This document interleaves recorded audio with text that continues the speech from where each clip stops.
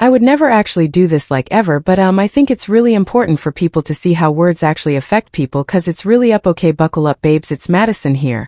And do I have a piping hot extra spacey hold on to your hats Hollywood saga for you today. We are diving deep into a scandal that has more layers than a red carpet gown and more shade than a Beverly Hills mansion on a summer afternoon. We're talking about the moment Sydney Sweeney, America's sweetheart with a serious acting chops upgrade, accidentally detonated a bombshell under Ryan Reynolds' picture-perfect life, all thanks to a little something called a secret contract marriage. Yeah, you heard that right, this isn't just gossip, this is high-stakes industry-shaking drama that left Sydney blacklisted from 3 movies faster than you can say creative differences, and trust me, she's not taking the silent exile lying down her comeback. Oh, it's not just revenge, it's a masterclass in poetic justice, so grab your popcorn, settle in, and let's spill the tea on how this Hollywood fairy tale turned into a full-blown nightmare. Euphoria star Sydney Sweeney broke down in tears on an emotional live stream. Alright, let's rewind this chaotic reel to April 15th. 2025. Picture this: Sydney Sweeney, fresh off a triumphant weekend, is soaring through the skies back to New York. She was on cloud 9, and honestly, she deserved to be the Glass Chapel panel in Paris, a total knockout for what felt like the first time the critics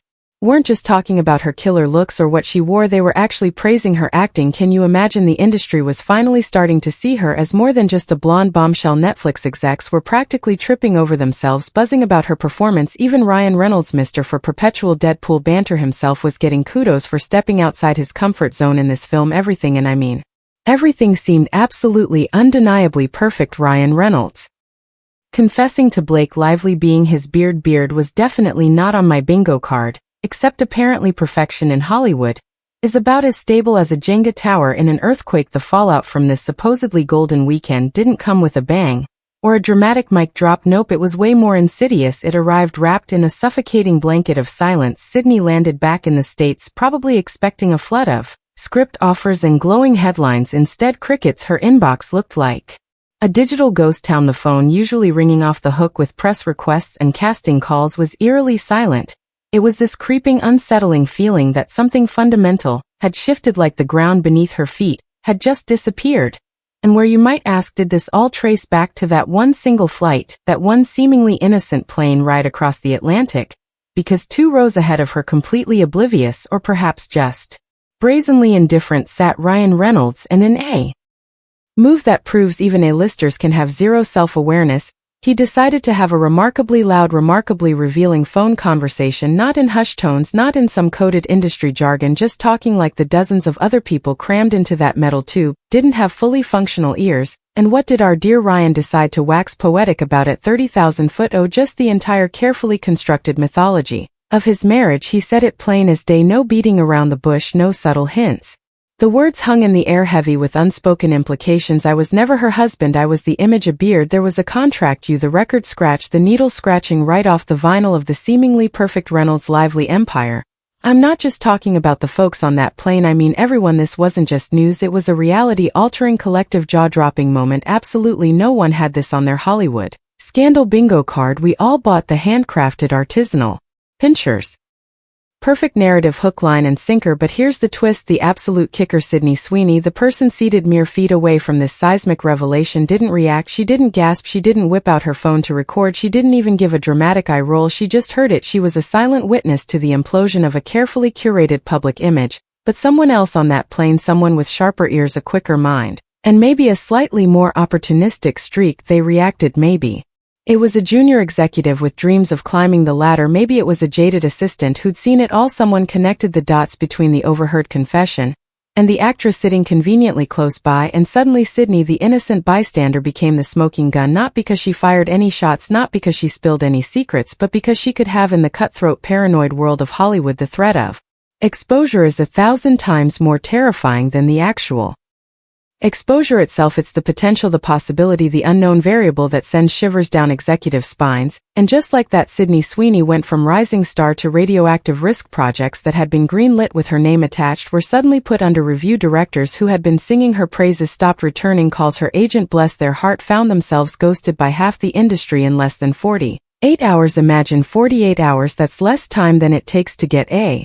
bespoke suit fitted and her career was suddenly on life support. Was there an official statement, a press release explaining why one of Hollywood's most promising young talents was suddenly persona non grata? Of course not, because there never is. That, my friends, is the twisted beauty of a silent blacklisting. You don't need a reason, you don't need proof, you just stop showing up, your name disappears from call sheets, your photos are edited out of promotional materials, you become a ghost in the machine. Erased without a trace. And Ryan Reynolds, the man whose loose lips sank Sydney's ship, please, he kept right on posting his effortlessly charming, oh so relatable Instagram stories. He was still cracking jokes, still promoting aviation jeans, still pretending that his life was one big happy perfectly filtered rom-com publicly. He was still the happily married golden boy of Marvel privately. Well, let's just say the walls were starting to feel a little claustrophobic, because even Marvel, a studio that apparently runs tighter surveillance than the actual CIA, had already flagged him, not for some juicy scandal like cheating or doing questionable things with farm animals. No, their red flag was for domestic instability, because in the squeaky clean brand and controlled world of superhero franchises, a hint of a messy personal life is a bigger threat than a supervillain. But here's where the story goes from frustrating to downright infuriating. Instead of Ryan dealing with the mess he created with his careless mid-flight confession, the industry did what it often does, it found a convenient scapegoat. And that scapegoat was Sydney. She became the collateral damage, the unfortunate casualty of his crisis management. She wasn't out there leaking stories to TMZ, she wasn't holding a tell-all press conference, she simply existed too close to a truth that powerful people wanted buried. And that, in Hollywood terms, made her instantly disposable, like last season's trend. By April 17th, the slow creep of the blackout wasn't creeping anymore, it was locked, loaded, and quietly, chillingly detonating around Sydney Sweeney.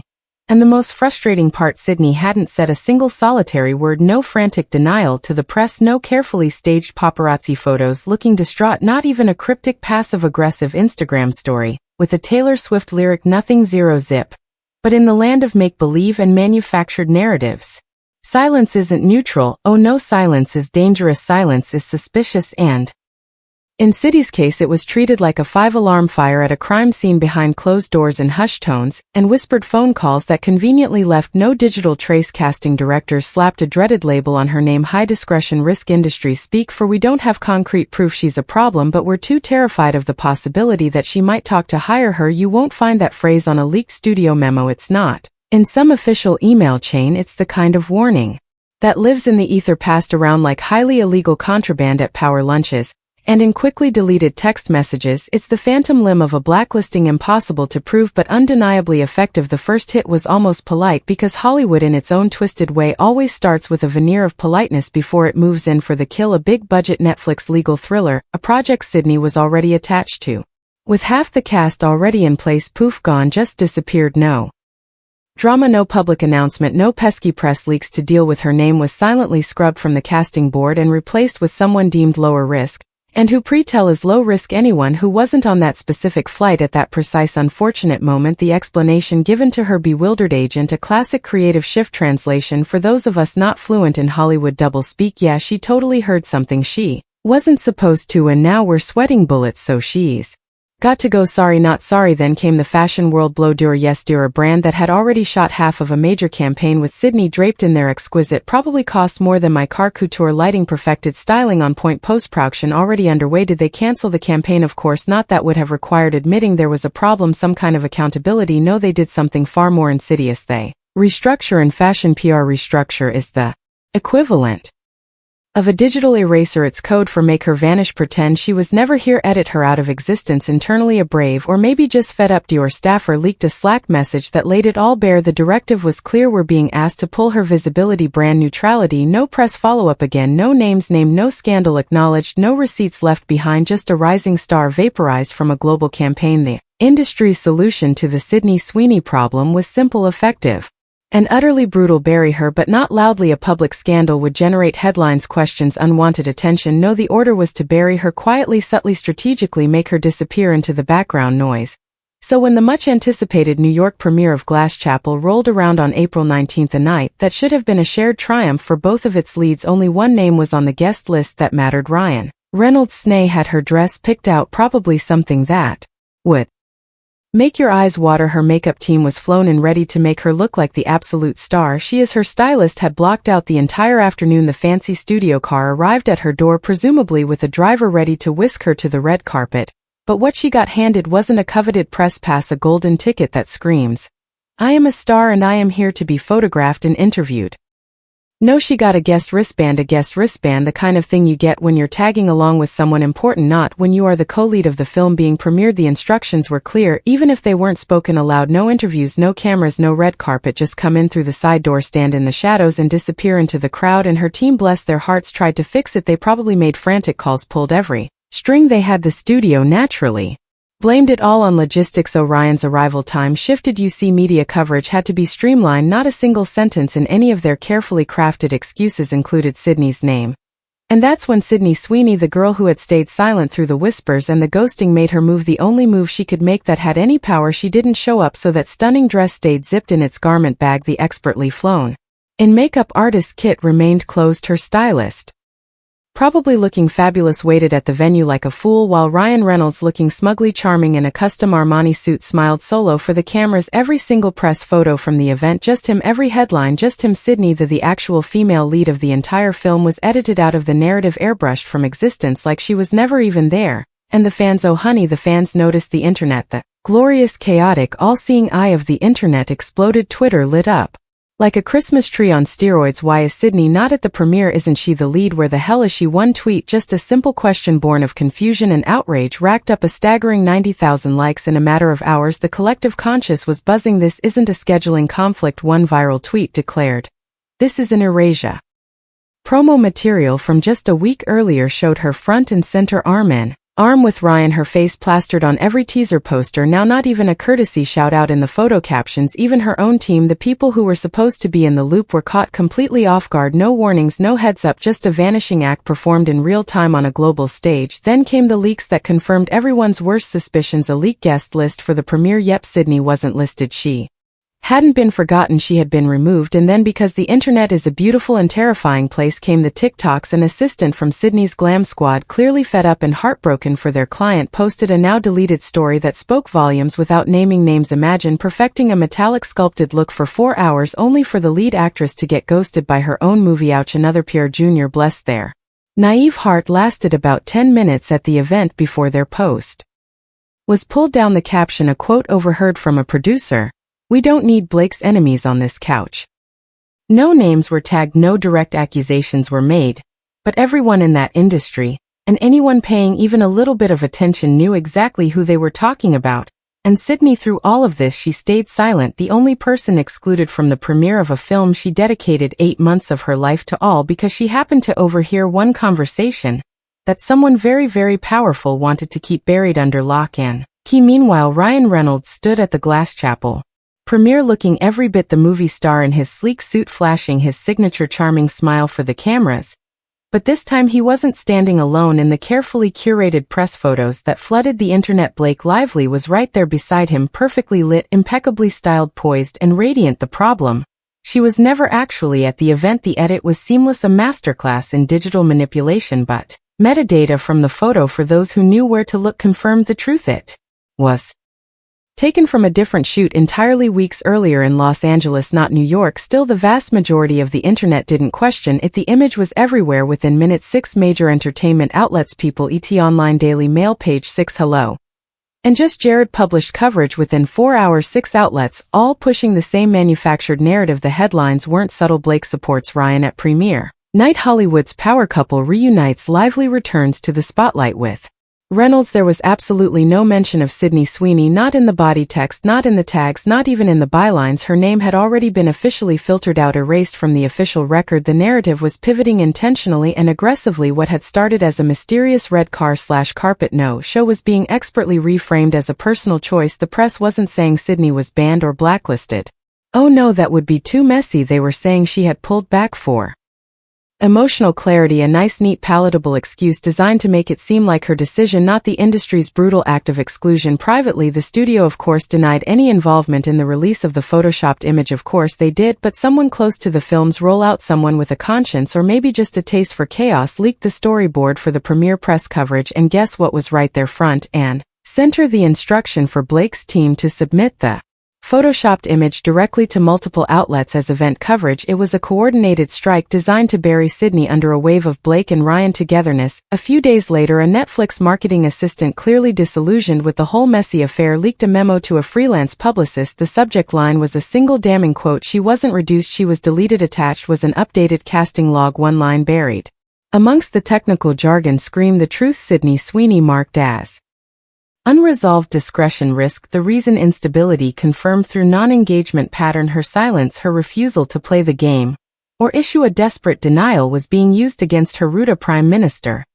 Sydney was finally brought into a video call. The virtual room was packed with power players, her agent, a Netflix legal advisor, a stern-faced studio PR manager, and the cherry on top, a rep from Blake Lively's public relations firm. No friendly hellos, no polite introductions. The tone was clinical, cold, and utterly devoid of warmth. The goal simple: make the mess disappear without generating any more unwanted headlines. Disney was offered a settlement, a single lump sum payment described vaguely as being for creative contribution to Glass Chapel in exchange for this financial lifeline. One signature on a non-disparagement agreement with an 18-month gag order. The terms were designed to be airtight, a legal cage built to silence her. No public comments, no interviews, no mentioning the flight, the premiere snub, or most importantly, the name Blake Lively. Sydney, who had been silent for weeks, said nothing for almost a full minute. You could practically feel the tension through the screen. Then her voice, quiet but steady, she asked the million-dollar question: did Blake send this? The rep from Blake's PR firm tilted her head, a small knowing smile playing on her lips. She didn't confirm it, but she absolutely did not deny it, and in that silence the answer was crystal clear. No one else on the call spoke. Sydney didn't argue, she didn't raise her voice, she didn't throw a tantrum. She simply reached out and closed her laptop. 2 hours later, her team received